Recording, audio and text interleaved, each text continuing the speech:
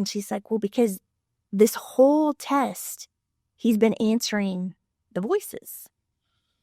And I was like, really? I mean, I know he does that, but to that extreme. And she was giving me examples, and she's like, well, yeah, like we'd ask him a question on a test, and which is more educational and that kind of stuff. And he would say no, but when he would say it, he wouldn't look at the examiner. He would look over and he'd be like, no.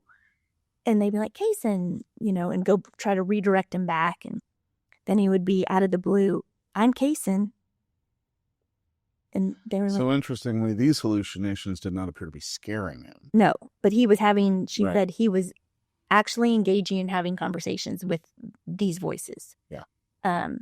And she takes note of all of that. And she was like, so I just wanted to make sure you're aware of it. And she goes, I know you'd mentioned hallucination stuff, but she goes, but to see it in action like that over that whole day, she was like, it was pretty interesting. She goes, so give me about a week and a half. I'm going to put, go through everything and put it together. And then I want you to come in and meet. So come back in about 2 weeks or so. And she says, okay, here's the report. She's going through everything. And she said, so he definitely has schizophrenia. Ooh. And we've been thinking about that for years. Certainly weird. Hoping it's not going to happen, hoping that the hallucinations are just, I don't know, manifestation of the medication, or, it's going to pass or whatever. But now we're getting an official diagnosis of schizophrenia.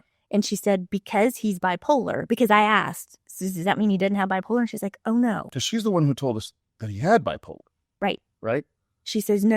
Oh, no. So he technically has, it's called schizoaffective disorder, which means he has both. He has bipolar, which is the mood disorder, and he has schizophrenia, which is the psychotic side of things.